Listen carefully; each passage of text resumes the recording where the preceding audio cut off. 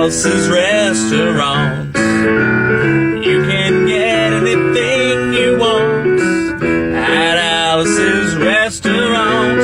Walk right in, it's around the back, just a half a mile from the railroad track.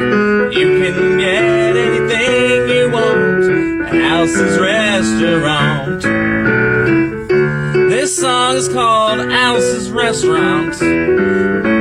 It's about Alice and the restaurant. But Alice's Restaurant is not the name of the restaurant. It's just the name of the song. That's why I call the song Alice's Restaurant.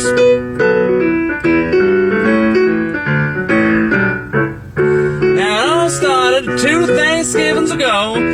2 years ago on Thanksgiving, when my friend and I went back up to visit Alice at the restaurant. But Alice doesn't live in the restaurant. She lives in the church nearby the restaurant in the bell tower with her husband Ray and Fasha the dog. And living in the bell tower like that, they got a lot of room downstairs where the pews used to be. Having all that room, seeing as how they took out of the pews. They decided they didn't have to take out their garbage for a very long time. So we got up here, found all the garbage in there, and we decided that it'd be a friendly gesture for us to take the garbage down to the city dump. So we took the half a ton of garbage, put it in the back of the red Volkswagen microbus, took shovels and rakes and instruments of destruction, and on toward the city dump. Well, we got there, and there was a big sign chained across the dump saying, "This dump is closed on Thanksgiving." And we'd never heard of a dump closed on Thanksgiving before. And with tears in our eyes, we drove off into the sunset, looking for another place to put the garbage. We didn't find one till we came to the side of the road, and off to the side of the road was another 15-foot cliff, and at the bottom of the cliff was another pile of garbage. And we decided that one big pile was better than 2 little piles, and rather than bring that one up, we decided to throw ours down. That's what we did. Drove back to the church, had a Thanksgiving dinner that couldn't be beat, went to sleep and didn't get up till the next morning when we got a phone call from Officer Opie. He said, "Kid, we found your name on an envelope at the bottom of a half-ton of garbage. Just wanted to know if you had any information about us." And I said, "Yes, sir, Officer Opie, I cannot tell a lie. I put that envelope under that garbage." After speaking to Opie about 45 minutes on the telephone, we finally arrived at the truth of the matter, which said we had to go down and pick up the garbage, and we also had to go down and speak to him at the police officer station. So we got in the red Volkswagen microbus with the shovels and rakes and implements of destruction and headed on down toward the police officer station.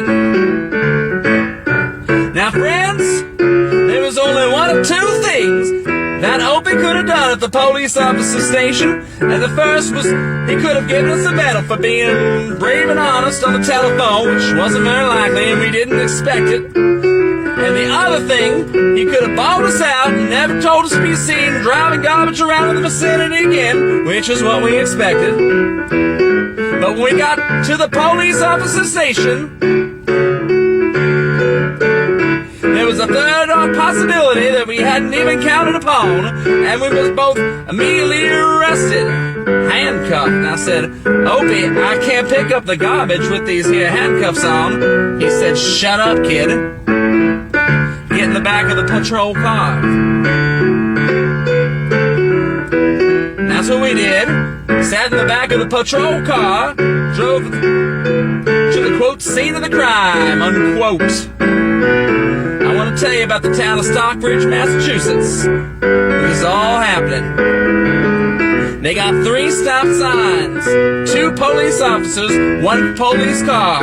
But when we got to the scene of the crime, there was 5 police officers, 3 3 police cars being the biggest crime in the last 50 years. And everybody wanted to get in the newspaper story about it. And they was using up all kinds of cop equipment that they had hanging around the police officer station. They was taking plaster tire tracks, fingerprints, dog-smelling prints, and they took 27 8x10 colored glossy photographs with circles and arrows and a paragraph on the back of each one explaining what each one was to be used as evidence against us. Took pictures of the approach, the getaway, the northwest corner, southwest corner, not to mention the aerial photography. After the ordeal, we went back to jail. Opie said he was going to put us in a cell. Said, kid, I'm going to put you in a cell. I want your wallet and your belt. I said, Opie, I can understand you want my wallet, so I don't have any money to spend in the cell, but what do you want my belt for? I said, kid, we don't want any hangings. I said, Opie, what, do you think I was going to hang myself for littering? Opie said he was making sure, and friends, Opie was, because he took out the toilet seat so I couldn't hit myself over the head and drown. And he took out the toilet paper so I couldn't bend the bars, roll up the toilet paper out the window, slide down the roll and have it escape. Opie was making sure, and it was about 4 or 5 hours later that Alice, remember Alice? It's a song about Alice. Alice came by with a few nasty words to Opie on the side, bailed us out of jail. We went back to the church, had another Thanksgiving dinner that couldn't be beat. And we didn't get up until the next morning when we all had to go to court. We walked in, sat down. Opie came in with the 27 8x10 glossy colored pictures with the circles and arrows and a paragraph on the back of each one. Sat down. Man came in, said, all rise. We stood up, and Opie stood up with the 27 8x10 colored glossy pictures, and the judge walked in, sat in with a seat on a dog. He sat down. We sat down. Opie looked at the CNI dog, and then at the 27 8x10 colored glossy pictures with the circles and arrows on the back of each one, and looked at the CNI dog. Then at the 27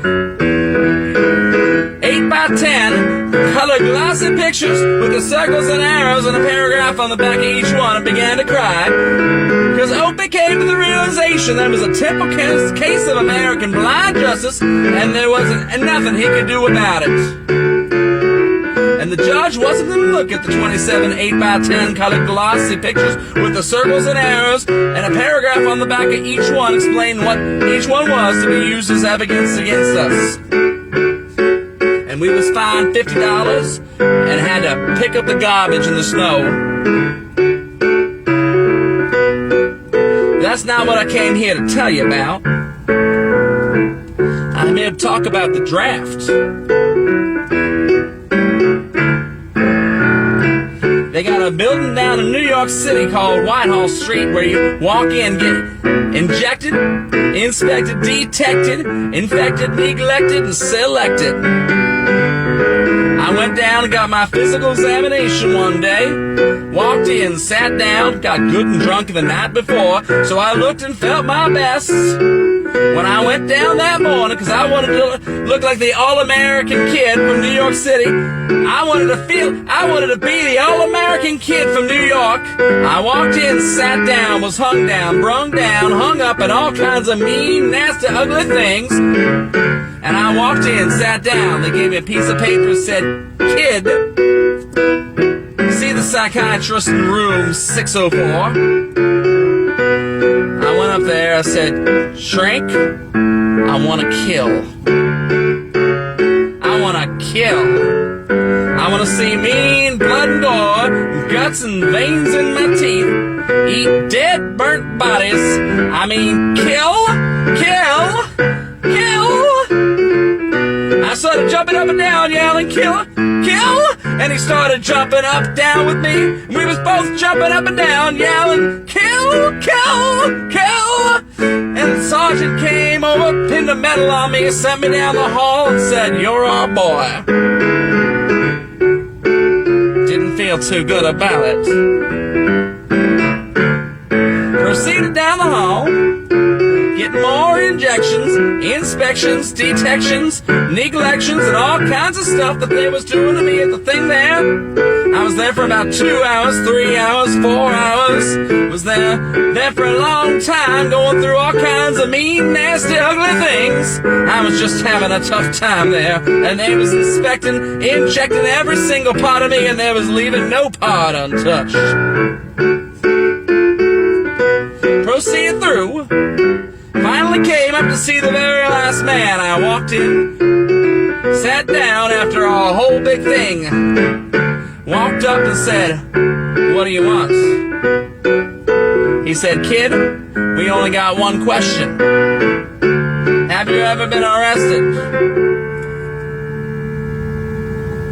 And I proceeded to tell him the story of Alice's Restaurant Massacre with the full orchestration, the 5-part harmony and stuff like that, the other phenomenon. He stopped right there, kid. Have you ever been to court? And I proceeded to tell him the story of the 28/7 8x10 colored glossy pictures with the circles and arrows and a paragraph on one. Stop right there, he said, "Kid, I want you to go over and sit down on that bench that says Group W. Now, kid."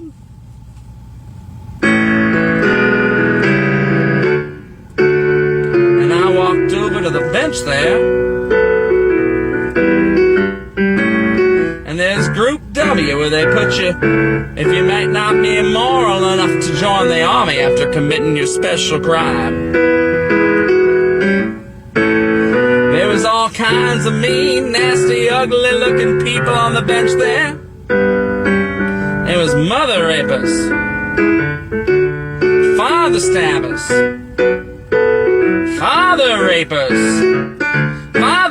sitting right there on the bench next to me, and they was mean and nasty and ugly and horrible and crime-fighting guys were sitting there on the bench, and the meanest, nastiest one, the ugliest one, father raper of them all, was coming over to me, and he was mean and ugly and nasty and horrible and all kinds of things, and he sat down next to me and said, "Kid, what'd you get?" I said, "I didn't get nothing. I had to pay $50 and pick up the garbage." He said, "What were you arrested for, kid?" And I said, "Littering."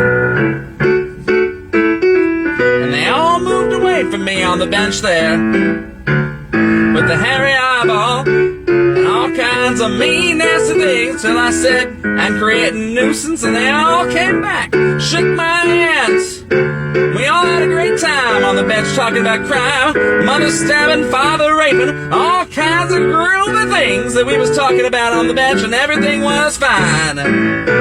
We was smoking cigarettes and all kinds of things until the sergeant came over, had some piece of paper in his hand and said, "Kid, this piece of paper's got 47 words, 37 sentences, 58 words, we all know the details of the crime, got done all the guts thing, got the same percent, that thing that goes crime, you don't know the rest of the officer's names," and he talked for 45 minutes and nobody understood a word that he said.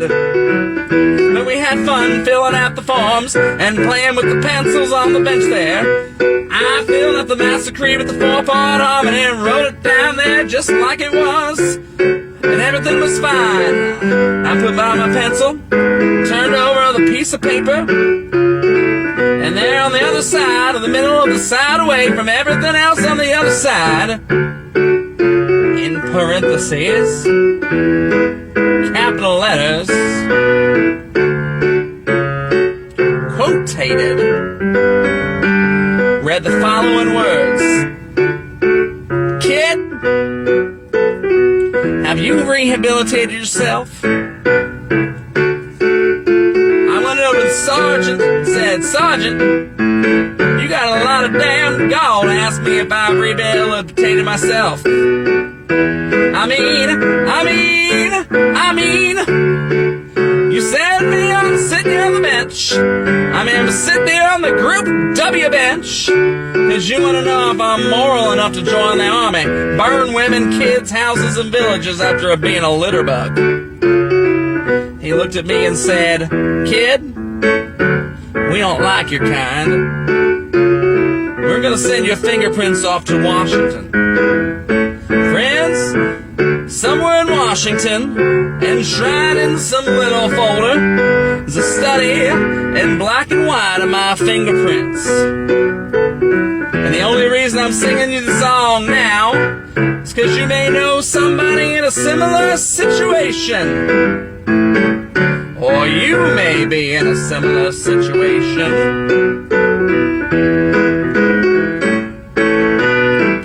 And if you're in a situation like that, there's only one thing that you can do. You just walk into the shrink wherever you are. Walk into the shrink and say, "Shrink, you can get anything you want at Alice's restaurant," and walk out.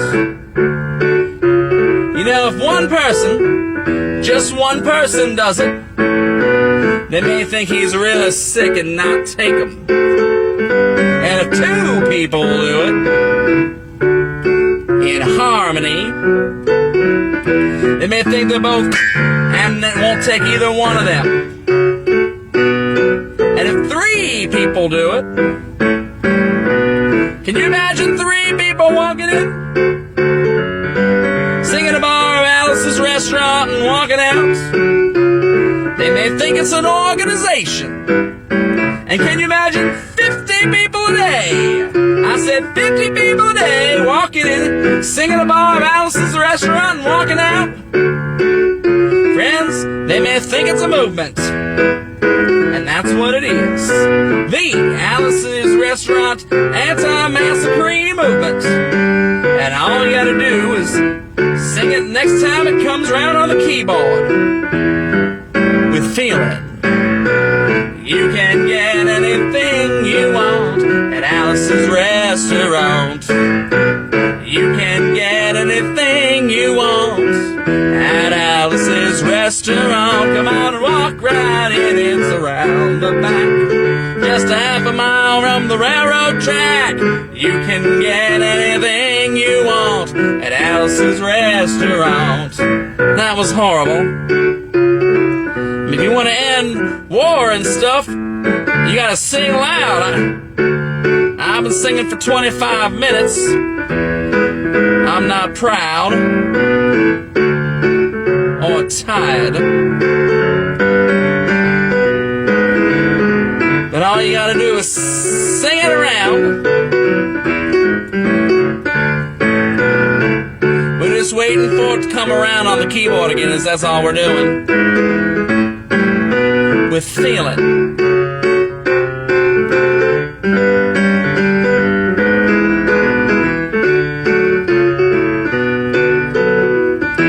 All right. You can get anything you want at Alice's Restaurant. Except in Alice, you can get anything you want at Alice's Restaurant. Come on, walk right in, it's around the back. Just a half a mile from the railroad track. You can get anything you want at Alice's Restaurant. Ba-da-da-da-da-da-da. Alice